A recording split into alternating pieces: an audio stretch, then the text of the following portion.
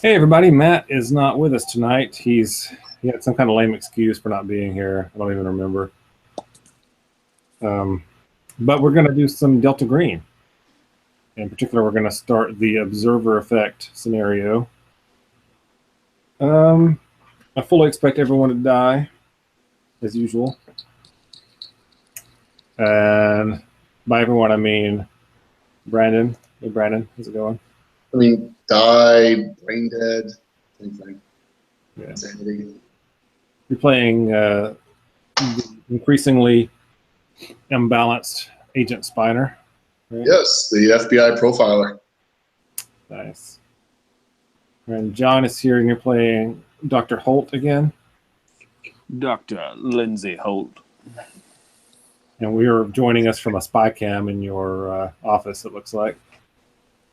Very Delta Green. Big Brother is everywhere.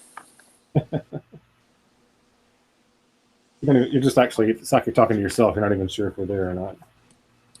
Well, and that's a typical day at the office then. Okay, so this is Delta Green. You guys just finished your last stop. I got a couple of questions for you as we get started. Do you remember, did you get a like a real copy of the federal papers to be able to decode those glyphs on the cubes with? I don't have anything like that written down. I mean, I know we sent the information to one of his people at the library, or Yeah, so one of his interns was able to get like a photocopied copy of the federal papers to look at. yeah. Some of the stuff in the margins you couldn't read, and you guys were going to have to go to Miskatonic University to get eyes on the actual copies of them. Okay, that was right, because we had to send somebody over there or something like that. Yeah, I don't remember if I don't think he actually ever sent anyone there, if I recall correctly. I know we figured it out enough to that we didn't die by putting the cube in the wrong angle or something. We just pulled the other cube out. Yeah, you realized that the language was Aklo, which was supposedly like a super ancient language, but wasn't verified. And I think that's as far as it went. Okay. Well, it seemed like it was all take way too long to translate it all, and we didn't have that much time, so we decided to just pull the other cube out. Yeah. Okay. So I was asking that question to say this. We're going to do personal pursuits. One of the things you can do is study the unnatural. So if somebody wants to do that, they can go to Miskatonic University under the pretext of that last case and study the federal papers. Okay. That sounds like something my character would be into. Yeah. So the other things are fulfill responsibilities, which is basically increase a bond. Back to nature, which is basically just hiding in the woods away from everybody. which actually can increase your sanity, believe it or not. Okay. You can establish a new bond. You can go to therapy. You can improve a stat or a skill. Work on a personal motivation or do special training. Or study the natural, like I said. At this point, I need to do something to increase my sanity. Yeah. Oh, so one thing that we need to do for you, because you totally lost it on that last one, right? Something happened. Yeah. That's when I got the depression disorder. Yeah, you got it. The what do they call it? A permanent. No, you just got a new disorder. Yeah. Mm-hmm. Okay. So another thing happens, which is you get a couple of new bonds. Okay. Let's see if I can find. I get a couple of new bonds. Great. Yeah, you get one for John's character, for Lindsay Holt, and one for Dr. Allen, Matt's character. Okay.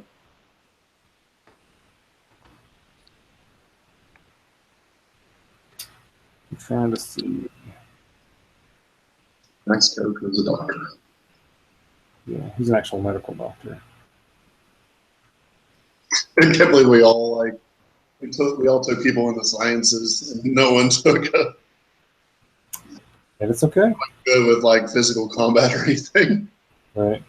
I think I'm the best at like shooting and unarmed combat, and that's pretty sad. At best, it's like a 50 or 60%.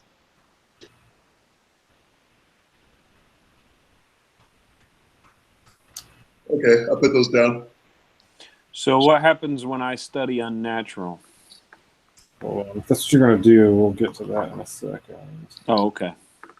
I'm trying to find a section on bonds in the book to tell him what happens with his bonds exactly. I guess if you guys have the PDFs, you can look for it too. Bonds on page 36. Here we go. Special bond, Delta Green. Okay. So I guess before you add those, make a sand check. August. Okay. I'm going to hit the little dice next to my sanity. Sure. Yeah. See what that does.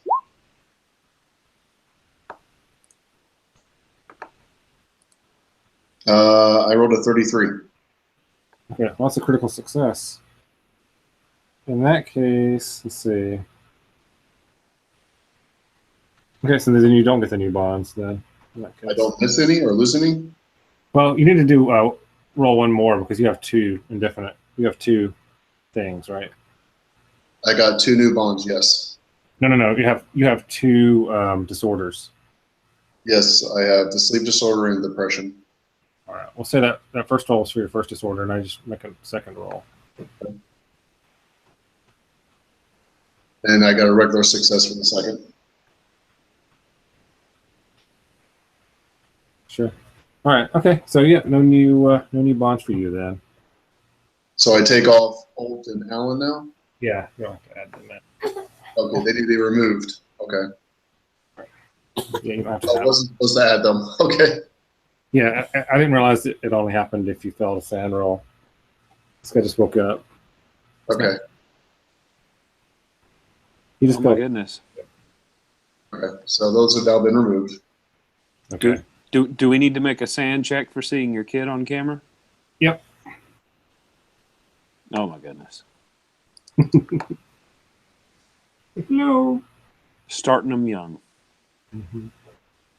All right, here's my sand check. Sterling, can you say Cthulhu? Oh, I failed it. I failed the sand check. Kid made me go crazy. No. Over the kid. I'm just really mad that you have freaking 79 sanity and I got 43. Hey, but you still passed twice. That's true. probably the only roll regarding my sanity I'm going to pass tonight. Yeah, you passed twice. I have 79, and I rolled once and failed. Mm-hmm. I'm going to go break something. Give me something to break. All right, so while he's doing that, what happens with me studying unnatural? Okay. Yeah. So that's what you're going to do for sure. Yeah. My guy would be curious. I mean, he's only been on one mission, and he's like, what the heck is going on here? I need to figure this out. Yeah. I'm on board with that. So, you go to Arkham, Massachusetts. You go to Miskatonic University. Oh, I'm wearing my Miskatonic University T-shirt today. Look at that. Nice. All right. And they let you in. You mentioned the program you're working on. They remember talking to you on the phone. They let you in and put you in like a dark room with some crappy lamps in the back of an old library in like the basement. There's a restricted section. The person that works there goes and gets what you're allowed to look at and brings it to you. And you spend probably a while reading, over the course of a couple of days, however long you want to be there.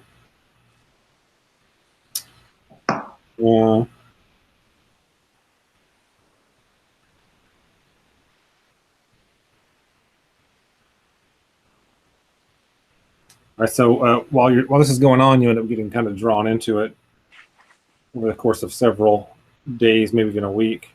You need to pick one of your bonds that you kind of let slide a little bit while you're doing this. All right. I'm going to choose my best friend, Curtis. All right. So roll a d4, and you're going to lower your bond by that amount. Okay.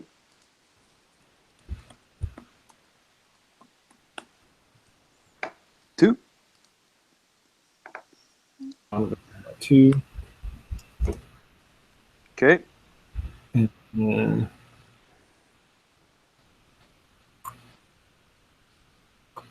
I'm going to see. There it is.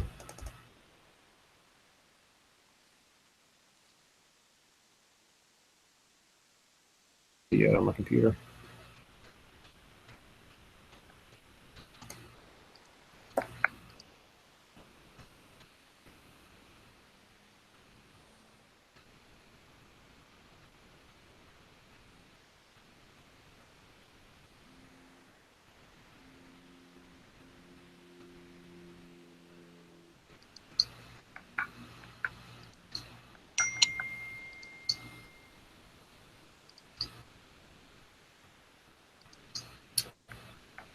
So these papers were recovered in 1935 among the belongings of vanished writer Robert Blake.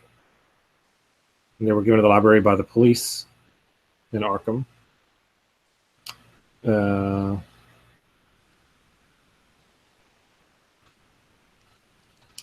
then there's a piece on there that's the solution to the ACLO cipher that you were looking at before. Okay. Which allows you to kind of crack the language, the ACLO language, after several hours, and then by the time you spend several days working on it, you kind of start to understand the language well enough that you'd be able to read it, even though it would totally take you some time. So you're going to get 10% in ACLO, language ACLO. How do you spell that?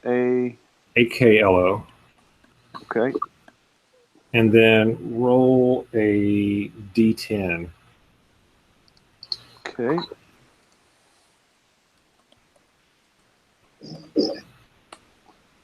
Three. All right, so you gain 3 points of unnatural. All right, well, so we're going to say you lose 3 sand. You lose 3 sanity from reading it. Okay. And you gain 5 points in unnatural. Okay. Well, here's the question: does your character going to believe the stuff that he reads in there, based on what he's seen so far? Do you think? Yeah, because I think he's going to accept that there's some kind of other out there. Because for his anthropology focus, I was thinking that he was studying like Caribbean culture and like voodoo and the occult. Anyway, okay, all right. That was the idea I had for the character. All right, yeah. So then lose the 3 sand and gain 5 in unnatural. Okay. All right. Okay, and then Brandon, what do you want to do in your downtime? I'm going to a Buddhist temple. A Buddhist temple? Buying into it all to get some more sanity. So you're going to find religion. That's what you're saying. Something. I'm at a 43. I gotta do something. All right. I'm literally like I'm like one more failed sanity away from wearing a tinfoil hat everywhere. Not really. I mean, you can have 2 sand and still function. Okay. Normally, most of the time. Now, granted, the next time you see something, you're going to completely go insane. But until that happened, you would still be, a normal guy with a lot of weird twitches. No fingernails, spotty hair growth. Yeah. All right. Workplaces and Trying to clothing. decide what that would, what going to a Buddhist temple would equate to. No, it's definitely not fulfill responsibilities. Maybe back to nature. Yeah, back to nature. Whatever it is to increase the sanity. You say getting away. Should I count that as going to therapy? You're not going to talk to one of the monks there, I don't guess. I don't know enough about Buddhism to know how that works. I guess you're being taught the Buddhist ways. I mean, it doesn't have to be a Buddhist temple. This. You just found some temple somewhere and you went into it. Yeah. You've been hearing Krishna for all I care. It was just something. All right. So make a sand check. This is where I'm going to feel horribly. Oh, no, I made it. Huh. Okay. Not a critical success though, right? Yeah. All right. So reduce one of your bonds by 1 point as you ignore your other responsibilities while all the time. Okay. And which one is that going to be? Fellow survivors of a shared trauma. Your support group. Uh-huh. Right. You've given up on the support group, and now you're at this place. All right, that's fair. Okay, and you gain 1 d4 sand. So just roll a d4. Okay.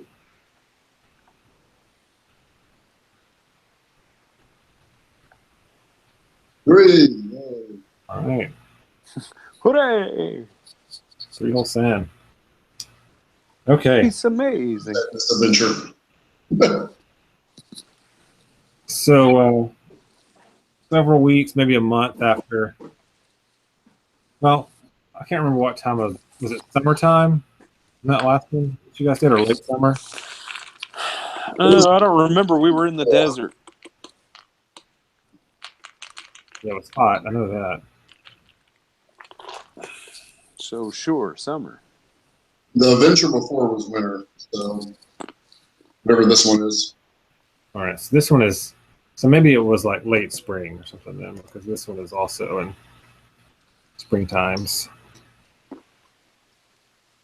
I imagine late spring is hot in the desert, right? Yeah.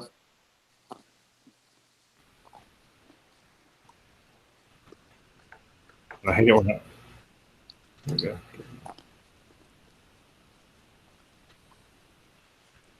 Just want to scroll up really fast. Here we go. Okay.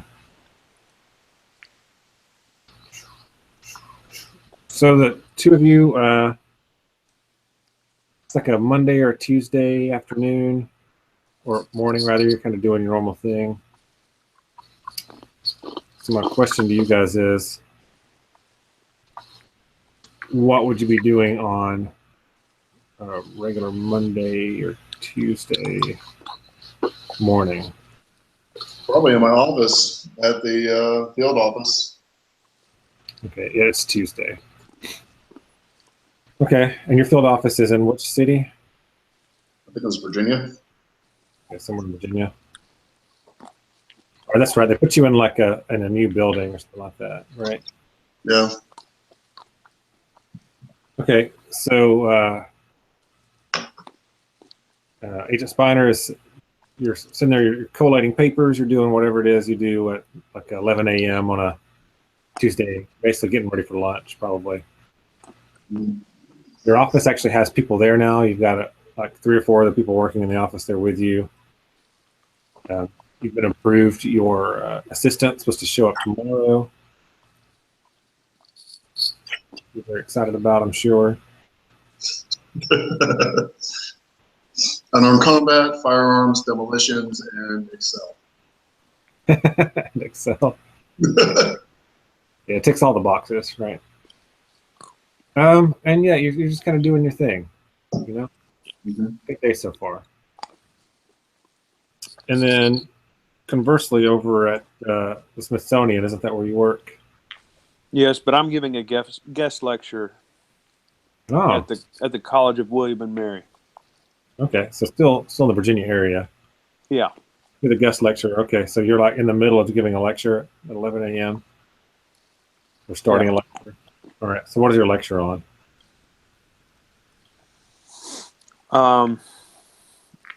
It's going to be the on the role of shamanistic holy men in voodoo culture. All right, so you're doing that. Your charisma's pretty high, so it's probably going pretty well. You know, good lecture. People are engaged. There's like a larger than regular turnout. Even a lot of undergrad kids are there. And Agent Spiner, you're I don't know, maybe you're talking to somebody at the water cooler or something, talking about maybe showing everybody the dossier of your new guy that's about to start working for you. And suddenly you something happens. Like you're somewhere else. You're in complete and utter disbelief of what's happening, and you just start screaming at the top of your lungs. Make a sound. Okay. Make a what? Sanity check. This is when I fail. Yes. You fail it. All right. That's it's an adult diaper.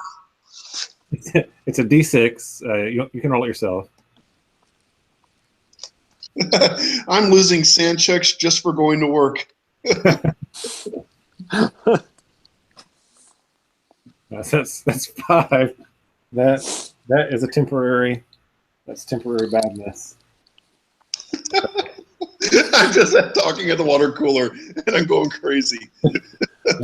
So we talked about this.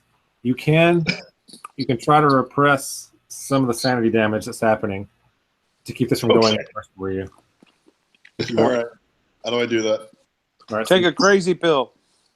You just project onto a bond. So pick one of your bonds. Okay. That you want to hold on to help you keep your sanity. Okay. And then roll a D4. Okay. All right. 1. 1. All right. So reduce that bond by 1 and reduce your willpower by 1. Okay. And you only take 4 sanity loss instead of 5, which is still bad. But unless you hit a break point, means you don't temporarily lose your crap. Yeah, I'm just 2 away from it now. You're 2 away from a break point. Yes. Okay, but you didn't hit it, so that's key because okay. So, this water cooler's got to go. You stop screaming, and your memory of what just happened is completely gone. Now you can try to remember what just happened if you want to, or you can try to block it out. It's up to you. What the hell? I'll try to remember it. You sure? You feel like it's a bad idea, but maybe you need to know that information. It's up to you. Caution to the wind. I'm trying to remember it. Okay. All right. People understand, like, what's wrong? Agent Spiner, are you okay? Are you okay? And you just like hold your hand to your head for a second and think about what just happened. And you recall a bone-jarring sound like thunder pounding like against your entire body, just like shaking your entire core down to your molecules. Mm-hmm. And make a sand check. Hey! Hey! All right. You succeed, so you lose 0 sand. 0 sand loss for that. Okay. Holy crap, you rolled it exactly, too. Okay. Yes. See, that projecting that 1 point saved you. Otherwise, you would have failed. I know. Okay. All right, and the people don't understand. What's wrong? What's wrong? Are you okay? Are you okay? I'm fine. Fine. Do you have any bonds with anybody there that you work with? Just the fellow survivors, unless there's one there, a wife and daughter. So. All right. Make a. What do you want to try to do? What do you want to tell these people? There's 2 of your coworkers there. Fellow FBI agent and an office admin. All right. While you think about that, I just started screaming. Yeah. While you're thinking about why what you're going to say to them, we'll switch over to the doctor. Okay. So you're in the middle of your opening statements about the shaman stuff, and all of a sudden you just start screaming at the top of your lungs into the microphone. People are holding their hands to their ears, freaking out. Some sympathetic screaming occurs, and you need to make a sand check. Okay.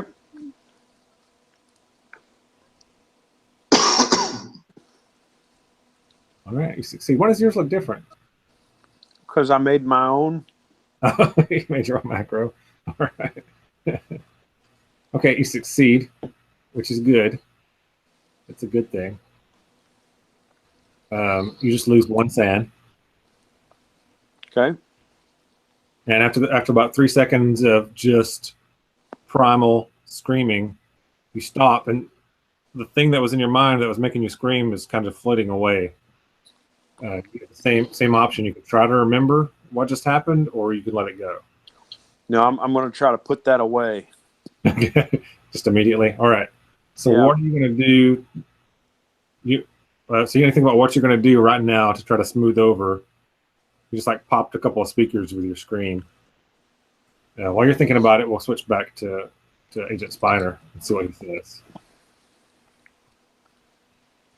Basically, tell him it's like, I had a back injury and I just had some breakout pain there. I'm gonna go ahead and go do some stretching and take some medication for like the pain real quick, and then everything's good. I'm fine. I'm going back to my office. All right. So that sounds pretty good. You need to make a lying bastard check, though. The lying bastard check. Okay. Whatever that skill is. Let's see. Persuade.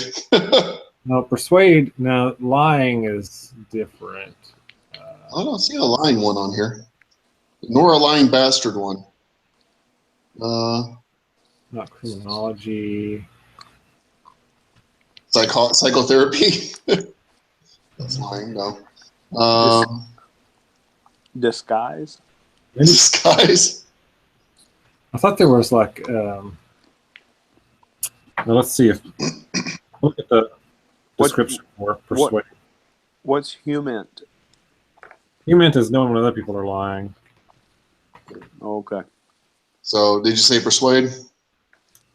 Well, no. I'm checking to see. What was the other one here? Yeah. Okay. Yeah. So this is persuade is right.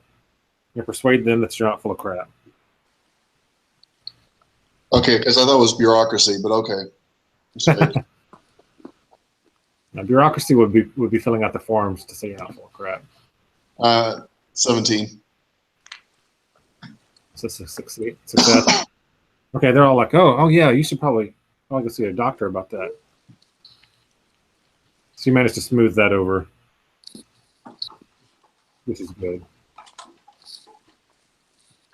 Okay, Mr. Lindsay Holt. So I kind of come to my senses and realize that something. Do I know that I screamed? Yeah, you know that you screamed. Like you come back to your senses and just stop screaming on your own. Okay. I try to just kind of like act like I meant to do that, and I say, "Primal fury." Okay. This is the emotion that the voodoo shaman seeks to harness. All right. And I try to play it off. You can I make just want to punch your character in the face every time you say something with them. I didn't even use the accent that time. just a regular charisma check. All right. Charisma. I failed. No, you fell. It's a critical failure too. Nice. People, about half the audience immediately thinks you're some kind of crackpot. People actually get up and leave. You see people you respect shaking their heads. It's bad news. Do you have any bonds related to academia? I have a motivation. But no bonds.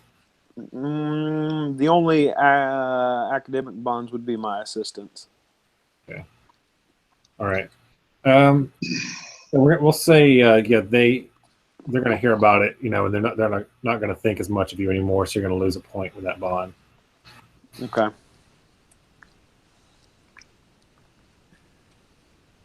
All right. So this whole thing's a disaster at this point. I just started. Do what? I just started. I You gotta know. give me a second to dig my way back out. You can make one more charisma check to try and salvage the remainder of your talk. All right. 66. It's a critical success. Of course. Okay. So the people that stay, that don't leave, you completely turn around their perception of you by the time you're done. So it's going to stave off some of the damage to your reputation. Be conflicting reports about how good it was. Okay. I can live with that. I guess if it's a critical success, you can add that point back to your bond with your interns. Now I think you did like some kind of social experiment on the people in the room, and you're a genius. Agent Spiner is like on his head. Physical representation of how he is mentally right now and emotionally. All right. Okay, so that happened. Not either of your finest moments at work. Sure.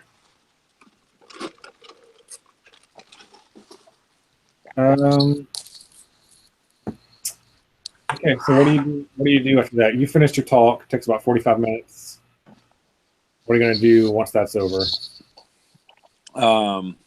I realized that I flubbed the beginning of it, so I'm going to try to make excuses to get out of there as quickly as I can. Okay. All right. So you do that and you leave. What about Agent Spiner? What's he going to do?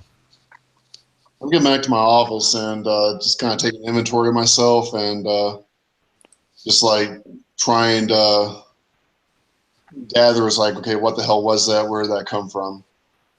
It's like it's a little bit like this isn't like the next level of like psychosis that I'm experiencing. Like I finally completely went shit crazy, or is that something else? Right. Let's make a sand check for me. Damn it! I think you enjoy every time you ask me that. Okay, I enjoy every time I ask anybody. All right, I succeeded. See, okay, so your disorder doesn't kick in, so you're okay. Okay.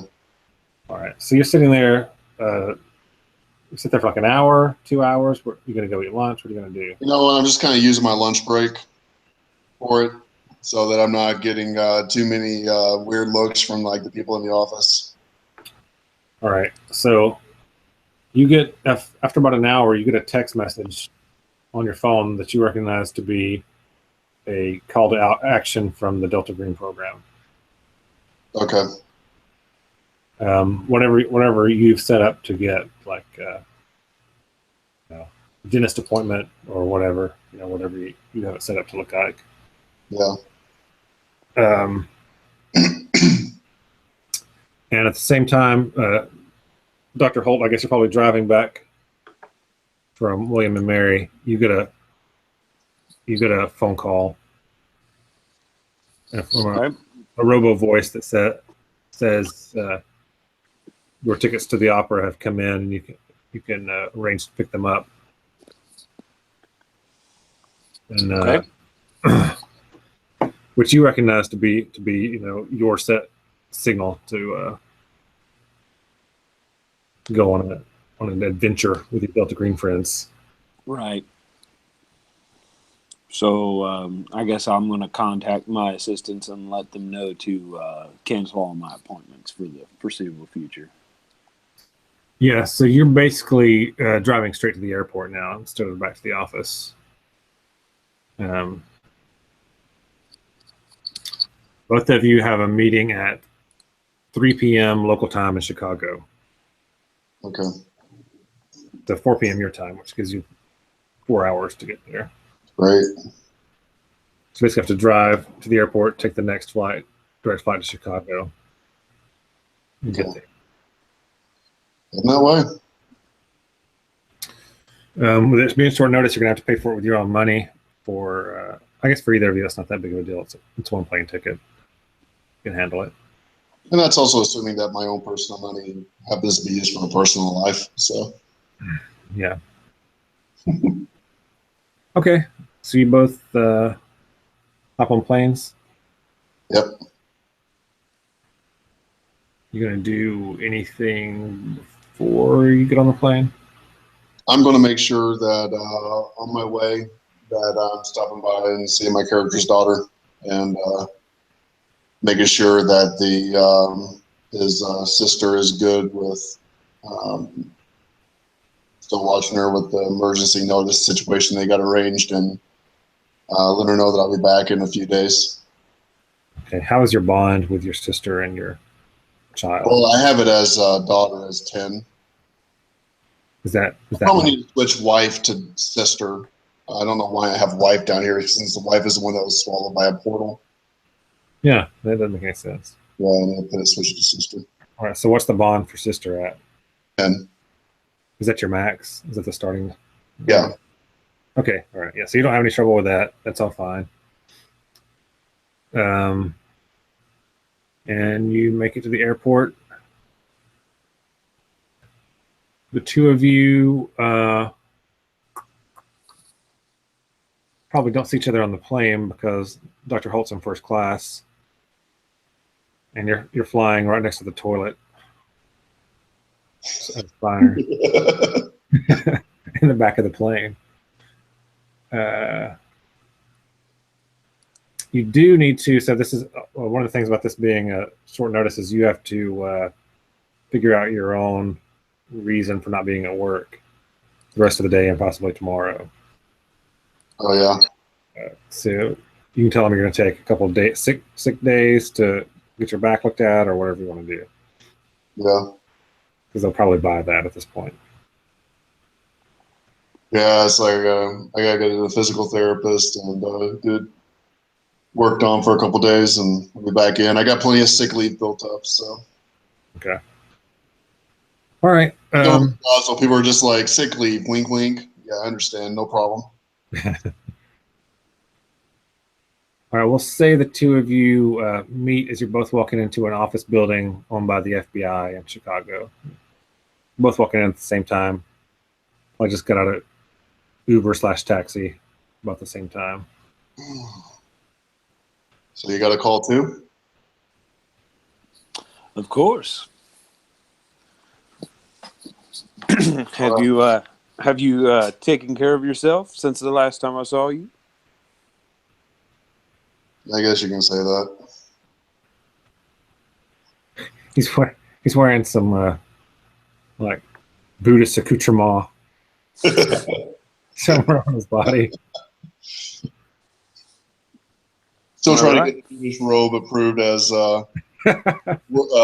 work appropriate attire at the office. I was thinking a giant gold chain, you know, with a Buddha on the end of it. Shaved head. Yeah, shaved head. There you go. I even went as far as airbender, like arrow going down my forehead. If you really did that, we need to make some more different roles for your work stuff.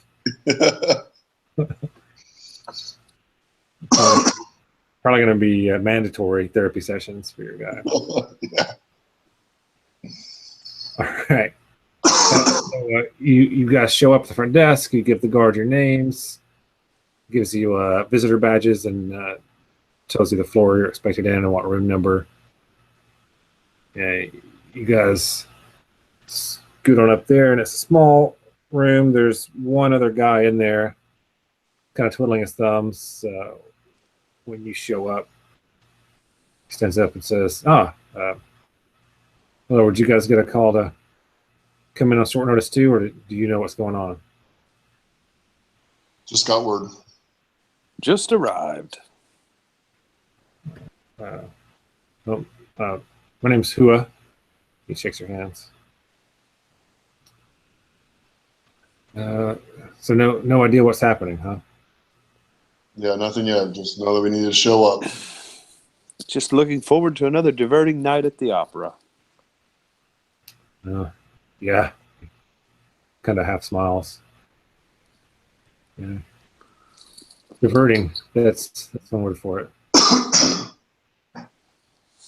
Dementing? I'm sorry, or diverting? Yes. All right. So, did either one of you, mention to the other one what happened to you earlier in the day? Absolutely not. Because I'm pretty much almost convinced that it was just like my shit getting stirred. Okay. All right. And Holt wants to put it all behind him as quickly as possible. Sure. That makes sense. Okay. Well, the two of you sit down with some fairly decent coffee, considering the circumstances. You guys drink coffee, and a lady walks in. She's got graying hair, middle-aged, dark skin. She's got a slight limp. She's got a haunted look in her eyes that Agent Spider recognizes immediately as someone who's been doing this job for quite a while. And probably, Holt, you're fairly observant, so probably you're starting to pick up on that as well. She walks in. Agent, Inspector, Doctor, shakes her hands. She says Inspector to the guy who introduced himself to you, that neither of you know. You said his name was Hua? Yep, that's right. Okay.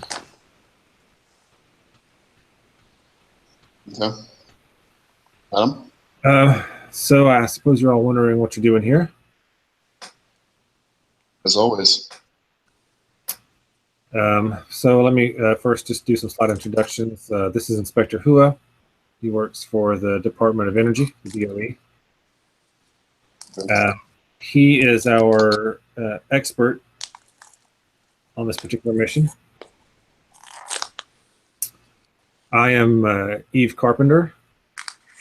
I will be your handler and liaison for the mission. Your destination today is the Olympian Hollow Beam Array. Any of you heard of it? Dr. Hua nods that he has heard of it. Two of you probably haven't. Neither one of you has physics, right? No. No. You have not heard of it. So the Hollow Beam Array is a new high-tech physics lab. It's in the suburbs of Chicago here, about an hour's drive from here, not far from Fermilab.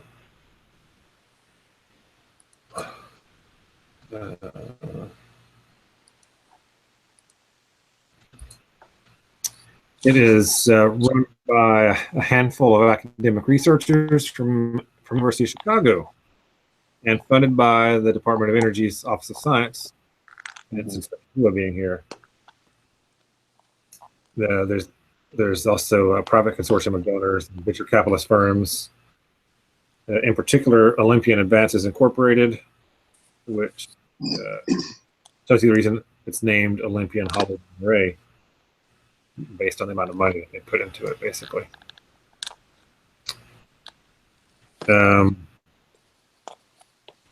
At 10 a.m. Central Time, 11 a.m. Eastern Time this morning, the array went online for the first time.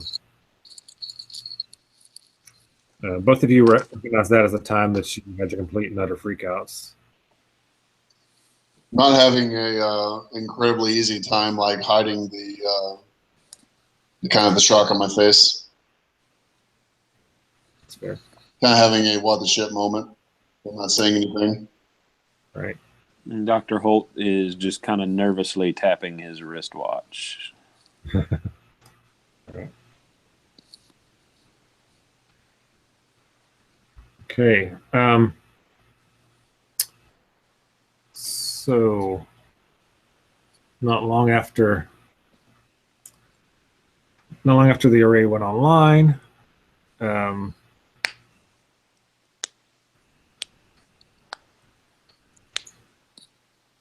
let's see.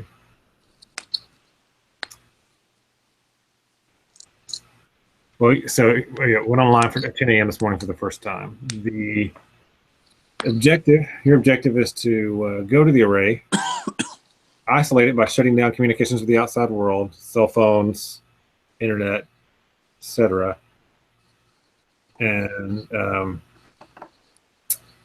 stop whatever is happening there. There's something based on the history of the array's technology and certain other anomalies. We have indications that some sort of unnatural forces have perpetrated an incursion at the array. Okay.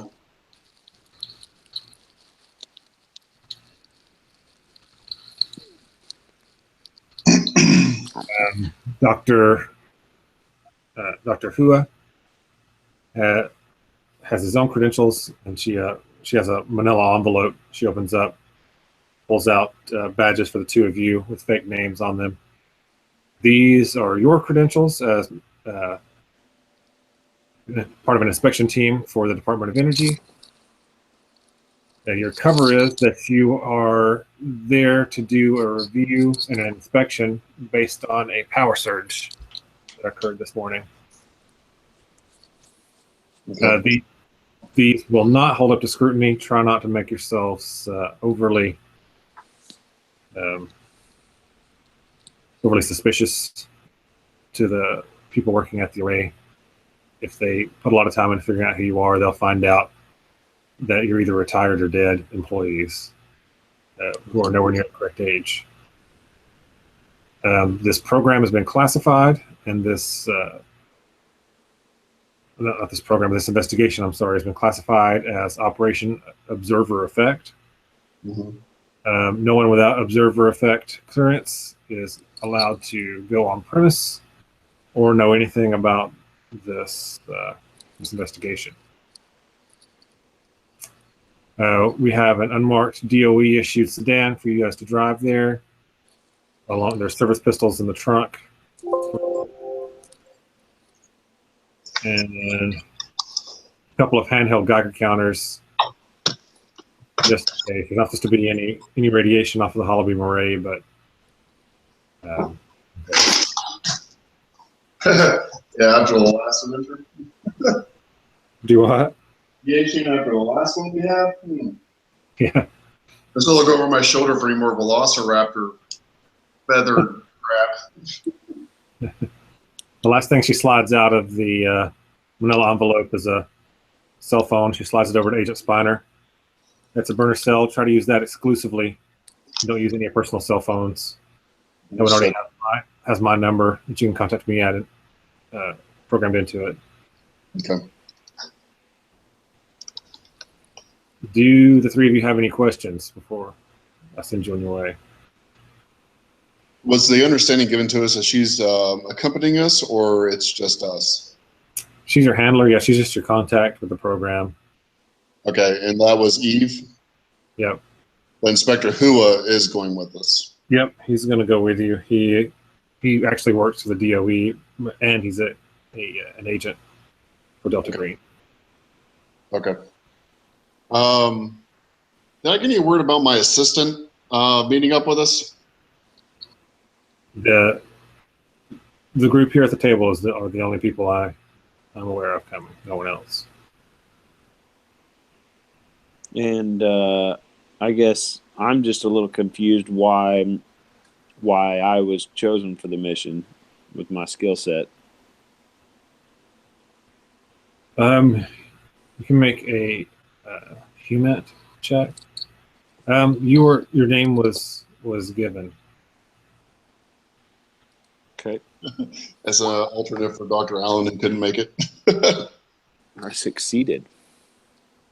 All right. You can tell the subject of why in particular you are there is like something she doesn't feel comfortable with for some reason and doesn't want to talk about.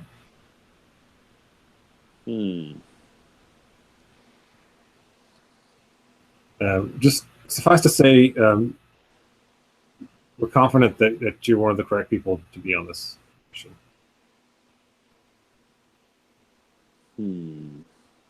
All right. I mean, I'm not going to press her on it if I can tell that it's not something that she's comfortable divulging. But I'm filing that away. Okay. I want to remind you all of your 5 priorities, standing order-wise, for the program. And I will show you players this. Does one of you want to share your screen? Well, I guess it would have to be. I can. Just for the people that might be watching at home. Cool. All right. So these are standing orders for pretty much any mission for Delta Green. First priority, stop the incursion. Second priority, obscure the incursion, which, make it so people in the public don't know what happened. Third, obscure Delta Green's involvement, make it seem like if possible you guys weren't involved at all. Fourth, secure advanced technology, anything that you might be able to use. And fifth, save lives. So your fifth and last priority is save lives, as many as possible.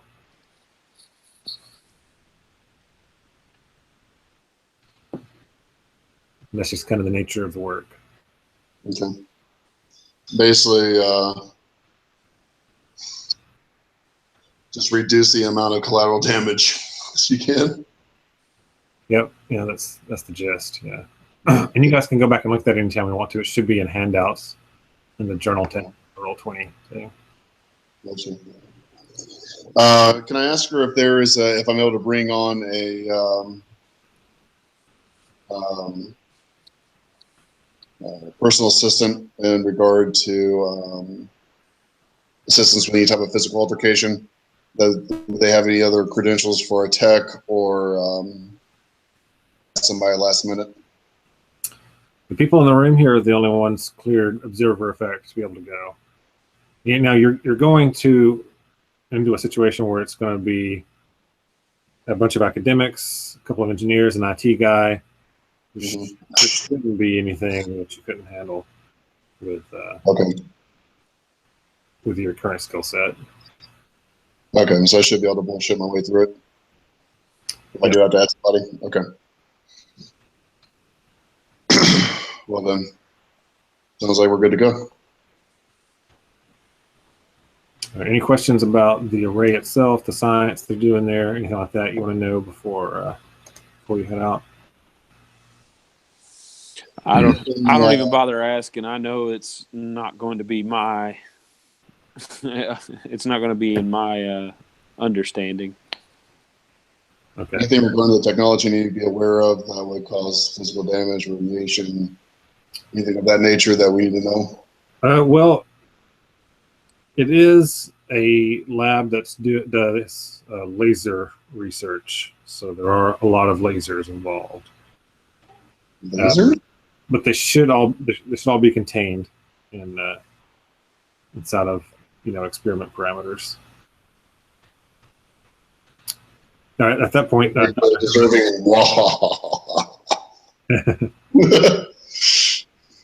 Dr. Hua says, I can explain a little bit about it.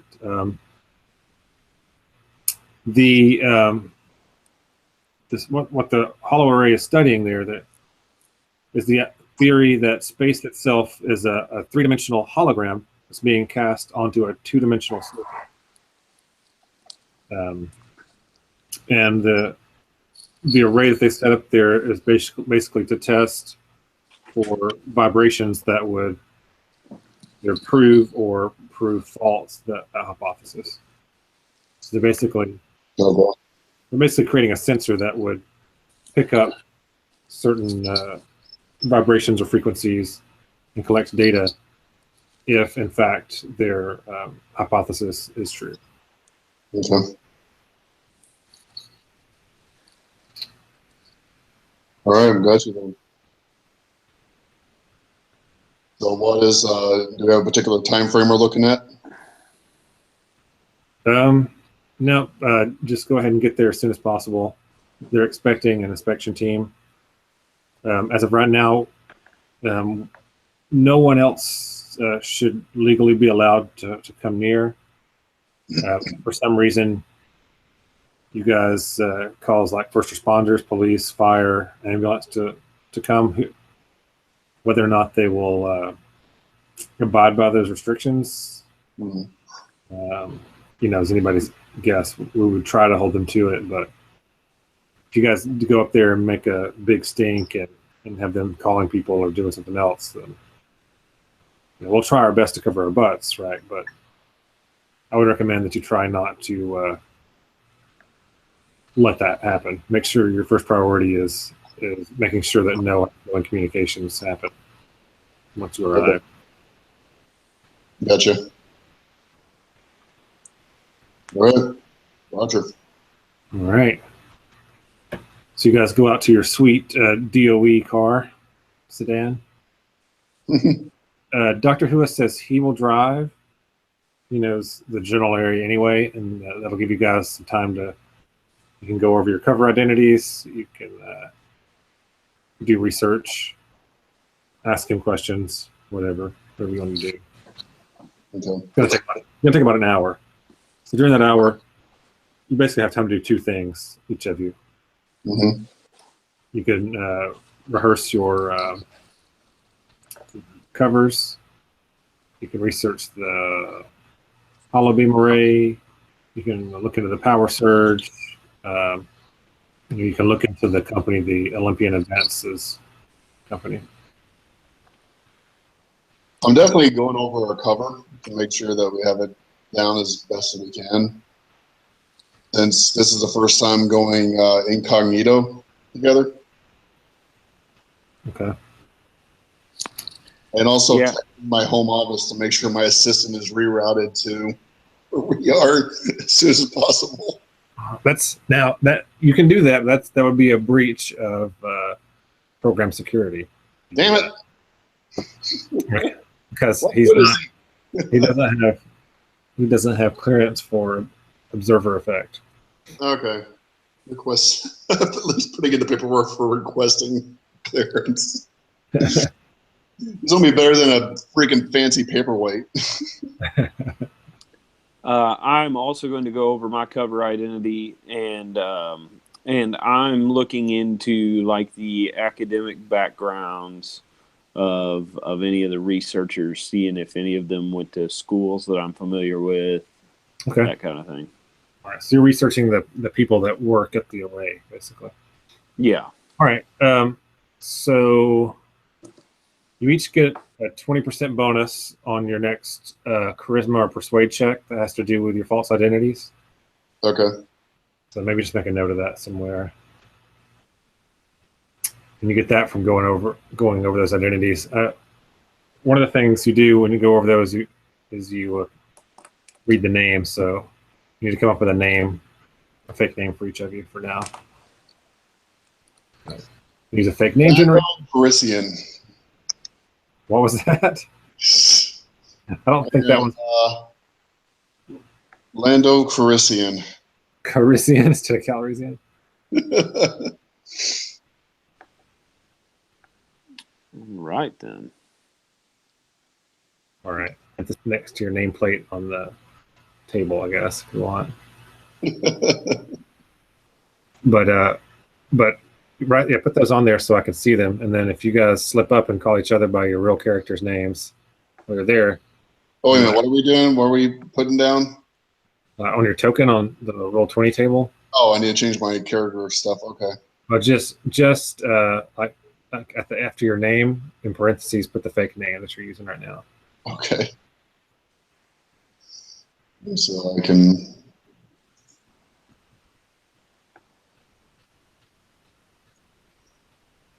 Come up with actually something easier. Hold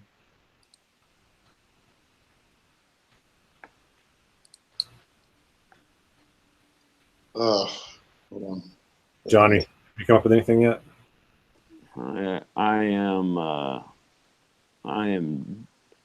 Alan Cohen. Alan Cohen.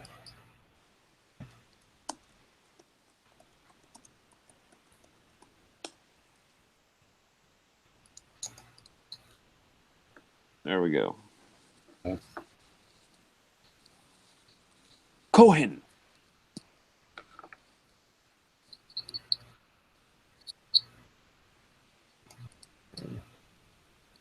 Okay, that should help a little bit. Do what? That should help. You look like a Max Larson to me.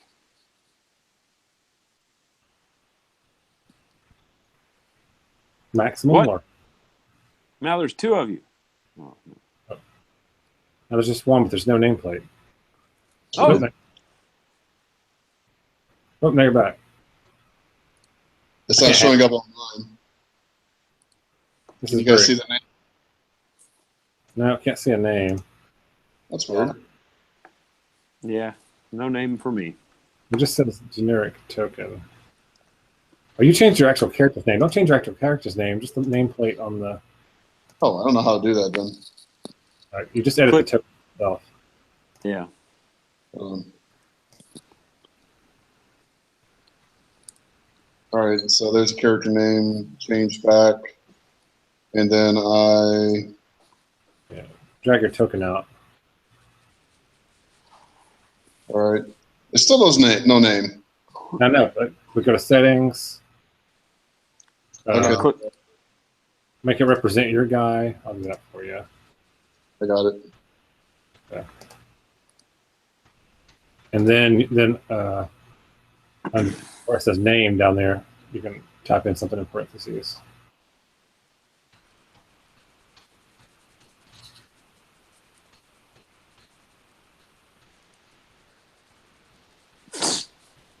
Okay, while he's doing that, what is your? Are you seriously going to be Wedge Antilles? Because everybody's going to know its name. Well, I think I have some fun with it. I'll be. All right. Your intelligence is over 13, right? Well,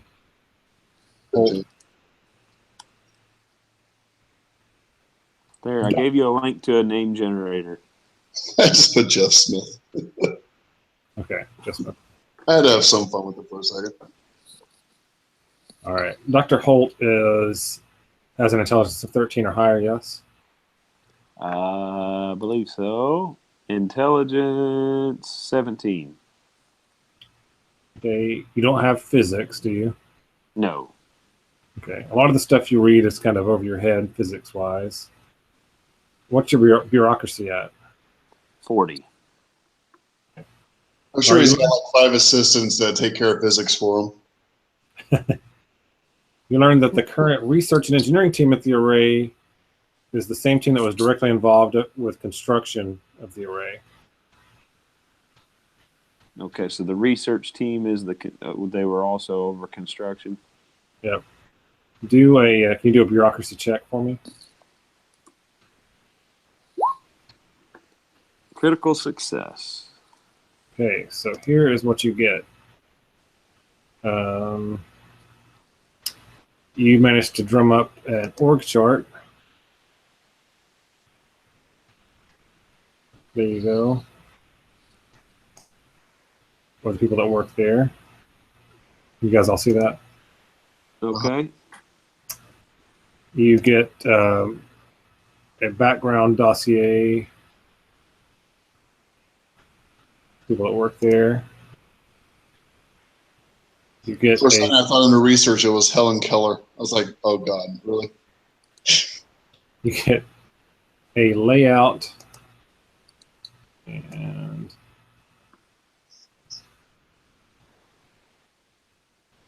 layout of the grounds in general and a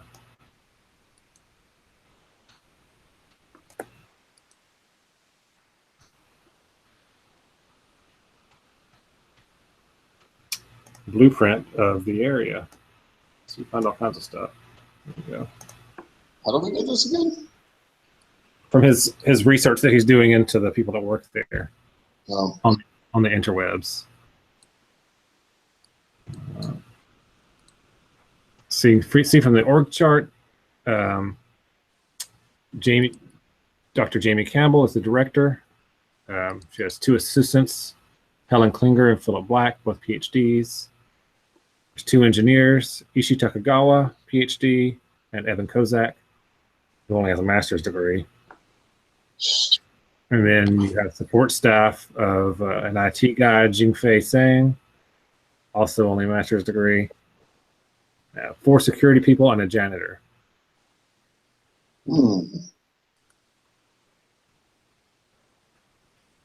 So the total is only 11 people that work there. Okay.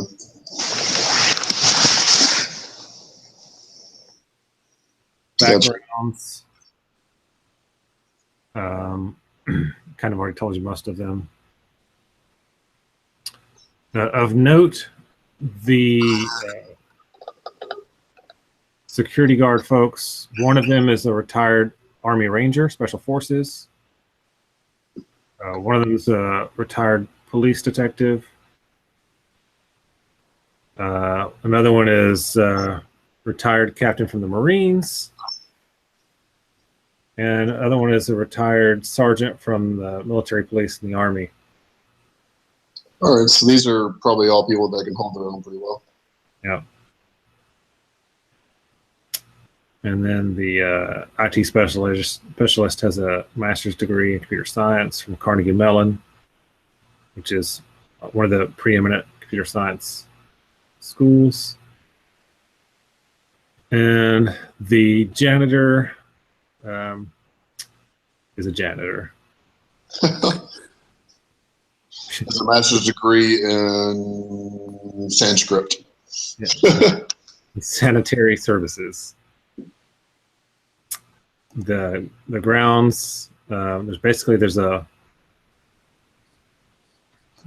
circular wall surrounding the grounds, security hut on the outside. There's a main building, and then off to the northeast of that is the actual area that's set up with where the tests are done. And then you guys, I put you on the map, right, so you can see the map. It's got labels, most of which are fairly accurate.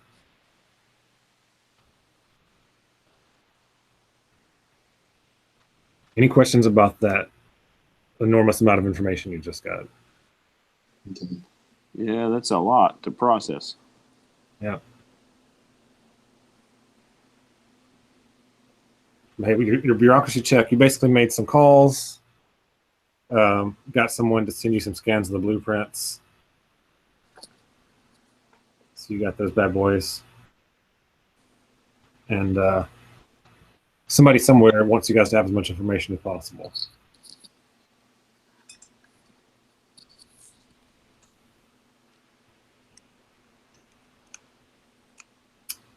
All right. Well, that's a lot of info to go over. Yeah. Okay. Mr. Jeff Smith, you have some time left while he's doing that. What do you want to do? I'm going to look into some of the stuff with the array, research it, and get some understanding from it.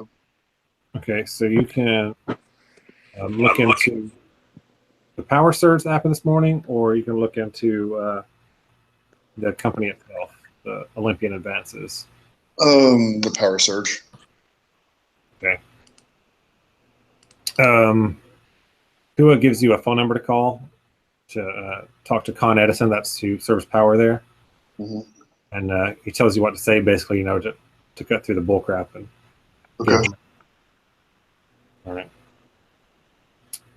All right.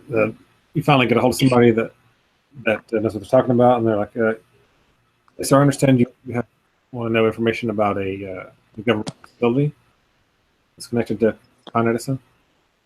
Yes, I need a little bit of information regarding the Power Surge related to the array today. Okay, well, my readouts and everything here shows that there was no power surge, at least not an outside power surge, which means if there was one reported there, then it had to have come from inside the facility itself. Okay. Our power meters show green, acceptable levels all day. No. Okay. No. How would you suspect that one would be coming internally? What's that? How would you suspect that one would be coming internally? I don't. I know that facility has its own generator, and maybe if that got turned on erroneously, that would have caused a spike in energy. If they, depending on what kind of research they're doing there, they could have created an energy surge themselves, possibly. Okay. Do you have any readouts on how significant the surge was? No, we have no readouts that show anything about a power surge whatsoever there. So you're only suggesting that if one did occur, it was internal, but you don't have any evidence suggesting one occurred at all. Yes, sir. That's right. All right. I relay that information to the other guys in the car. All right. Yeah. Hua says that's very interesting. That's not. They did not describe anything that tell us that it would have been internal. So that's worrying. All right. So it is. By this time, it's almost 5 p.m. 1700 military, and you guys are driving through a semi-rural county land area. You're not inside of any city limits or anything. Who tells you it looks like this place was placed off the beaten path to keep from being, it's security by obscurity, basically, right? Yeah. Looking at the blueprints and the address, you can tell it's in the middle of like a wooded area with nothing else around. You guys get there. It's like a 16-acre woodland park, basically. Nothing around it. You turn into an unlabeled driveway that's listed as on your GPS as the correct place. Leads into woods. You drive past a sign that says "Authorized personnel only," and then the road winds back and forth through the wood. The road, winds back and forth through the woods for a couple hundred meters and stops in front of a stout gate with a guard shack next to it. Somebody just make a sand roll? What'd you say? Did somebody just make a sand check? Yeah, it was an accident. Security check. Shit. You passed, so no, that happens. Right. Yeah. Okay. So you drive up, and Hua stops at the gate. A guard walks up, but he's got a name tag, Henry Gonzalez. You guys probably recognize him, his name from the dossier stuff you collected. Looks like he's a Hispanic guy. He's in really good shape, mid-40s. Comes out and nods at you and asks if he can help you. May I help you, gentlemen? Is Hua's driving, right? So he's going up to Hua's driver's side window, I'm guessing? Yep. Does Hua say anything? Yes, we're here to do the inspection for the Department of Energy. ID, please. All right. Hua hands him his badge and reaches back to you guys to get your badges from you. All right, and I'm just kind of very bored, whatever type action, just kind of hand it to him and just like it's just an everyday type thing. All right. You guys can both make alertness rolls. He grabs your IDs and walks back to the gate hut to make a phone call. Alertness, okay.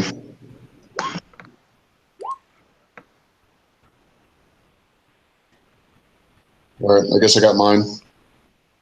Okay. Did you both succeed here? No, I failed mine. Okay. Mark it for next time. Okay. You notice as you're looking around that there are cameras like inconspicuously placed all around you that basically give a 360 view of the car that stopped at the gate. Mm-hmm. So someone's watching. You can hear in the distance. You can kind of hear the guy talking, and then he comes back.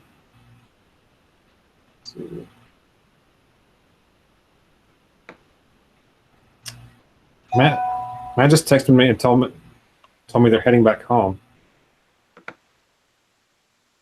Matt did? Yeah. Without her having the baby? He said the induction stalled. They're headed back home. What? It took her forever to have the baby last time. I don't know if you remember or not, but it was. Huh. Sorry, it totally took us out of the game. People at home, Matt's Right. looking for a baby. Anyway, so he comes back. The guy comes back to the car, hands back the ID cards, says, "Okay, I'm gonna open the gate. You just drive straight up to the gravel parking lot, park, and the guard there will help you get inside of the facility." All right. Thank you. Do you want to ask him any questions before you guys go in? No, I'm just making it all look completely normal. Okay. As if just completely bored with the whole thing and just trying to get it over with. All right. Most inspectors would probably look like.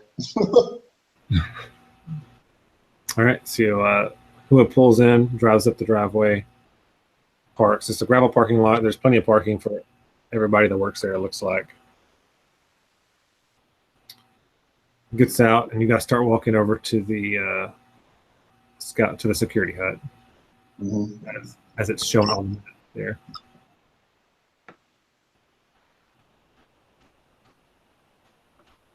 Okay. Okay. A guard walks out. It's a female. Her ID on the front of her uniform proclaims that she is Karen Hinson. You guys know to be the former Chicago PD. She says, "Gentlemen, I'm Karen Hinson. How may I help you?" I'm giving a couple seconds for Hua to respond. If he doesn't, then Yeah, something. he tells you guys on the drive there that he's not much of a people person. He just does his job. So he'll take a back seat and just interject if you guys need any Department of Energy specific lingo said. All right. Well, then Dr. Holt's going to take the lead here, and he stick his hand out and say, "I'm Alan Cohen. We're here for inspection from the Department of Energy." Oh, yep, for the because of the power surge, correct? Right. We're getting some anomalous readings. All right. Okay, Matt, check your IDs, please. There you go. Yeah, just kind of flash it pretty quick. All right. Well, she takes about 5 seconds looking at each of your IDs and then hands them back. She's just making absolutely sure you guys are who you say you are and you're supposed to be here. She looks at your faces, eyeballs you a little bit, almost like a cop pulling you over. All right. If you'll follow me, she leads you over to the main entry, which is over here on the map. Okay. I guess you can, as you guys are doing stuff, you can drop your tokens wherever you end up. Okay, Dr. Hua, as you guys are walking in, asks her, "So when the power surge happened, did you see anything or hear anything?" She stops for a second and says, "Well, I heard a crack, sounded like thunder, and like a white electrical flash. That's about it." What kind of flash? So a white electrical flash. Where did the flash come from? Make a. What's your human at? 60. Okay.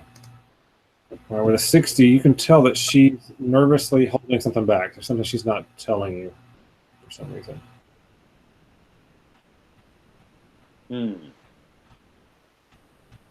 Are you sure that's all that you saw? Yeah, of course. Of course that's all. Well, she looks surprised. She says, "Well, actually, the light was more. It was more like blue white than pure white. It was a strange color. It was so bright it seemed like it came from all around me, not just like the middle of the array or anything." Okay. She actually looks kind of surprised now that you're paying attention to her. She looks kind of surprised that she even thought that or said it. Like she didn't remember it at first, but when you asked her about it, it kind of came back to her. Mm-hmm. Where was she when it occurred? I was here in the security hut. I see.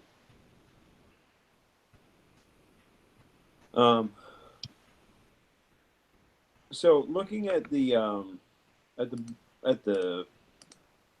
chart that we found, or the map of the grounds, Mm-hmm. the actual array is that T-shaped structure, right? That's right. Yep. Okay, so the main building is just like where they monitor everything. Right. Okay, so if she was in the security hut, the array would have been on the other side of the main building. Yeah. So it would have been a serious flash for her to see something. Okay. Especially during the daytime, because it was. Okay. Did any of your coworkers report seeing anything or experiencing anything during the surge? I couldn't say. You'll have to talk to Dr. What's her name? Campbell. Yep. About that, I'm sure she could give you more information. All right. So it's like, is she leading us there, or yeah, she's walking. Like letting us in? Yeah, she's walking you guys in through the front door right now. All right. Well, show us the way. All right, she walks you guys into the main entry room. There's some couches. There's a table and chairs. That sort of thing. Blah,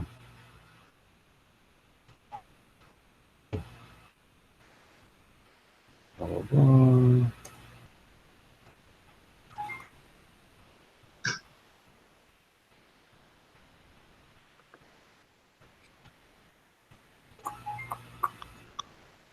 So I'm trying to see what. Here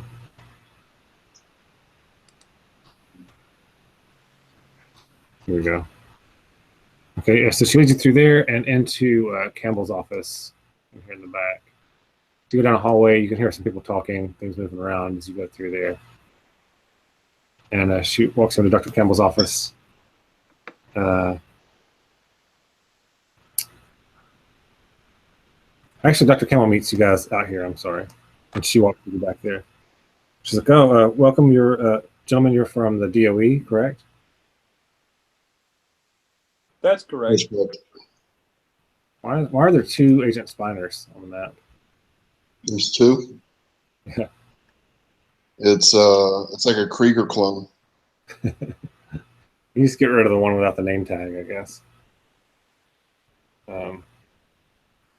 All right, and at that point, she walks back with you. She is gray-haired African-American woman, very thin, kind of a steely gaze.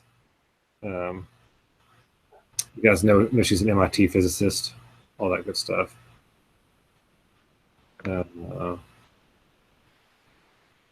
This is the doctor. Yep, she's the one that's in charge of the experimentation in general. She's the head honcho. Gentlemen, please come in, sit down. How may I help you get this speedily underway? we'll need full access to your readings. It appears that we're getting some anomalous readings from the power surge this morning. All right. Sure. Whatever I can do to help. You have full access to the staff.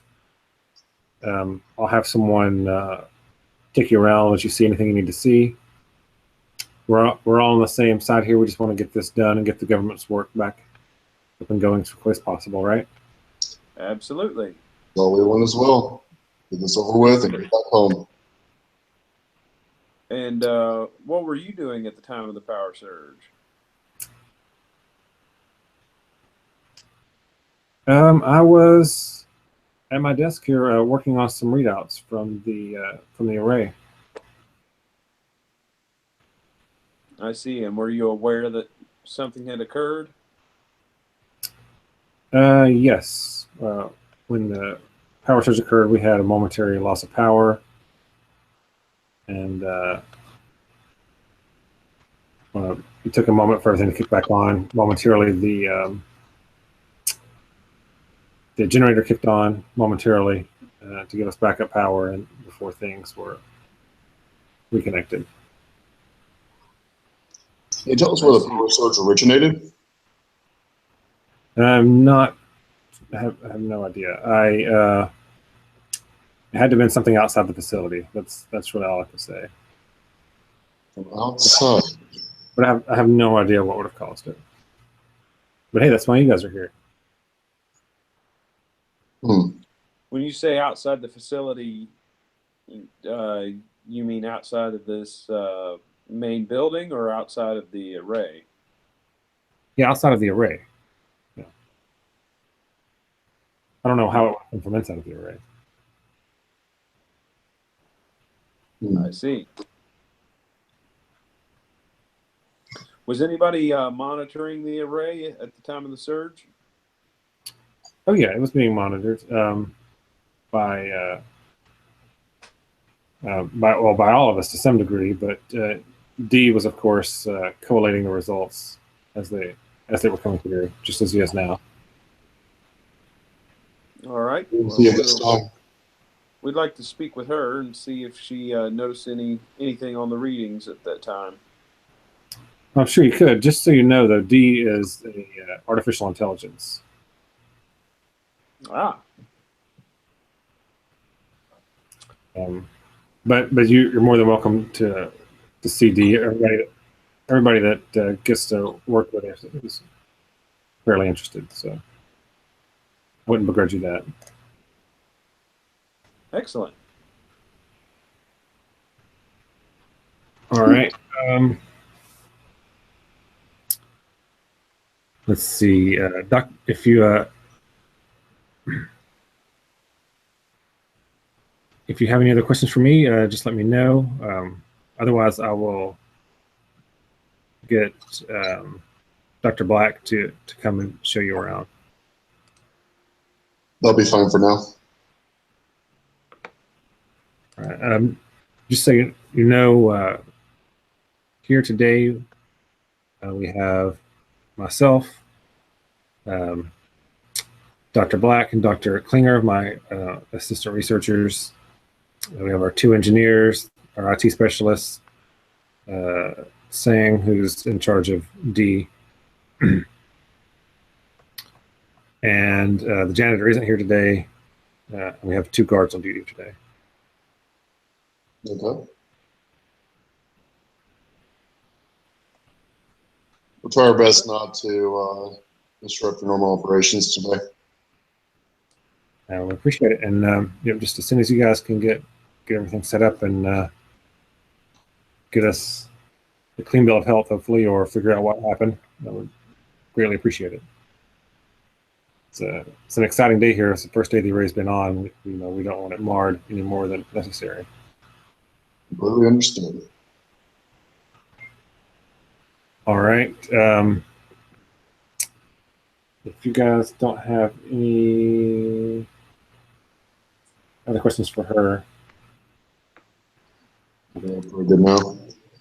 We may have to start wrapping it up anyways. All right.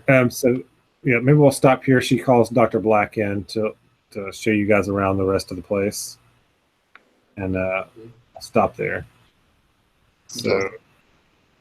just as an FYI, it's like just after 5 p.m. Okay. It's all in there. You're all pretty hyped up about having the array going for the first time. Plus, you guys are here now to do this inspection, so they can't really leave. Okay. I'm just making a note as where we're leaving off.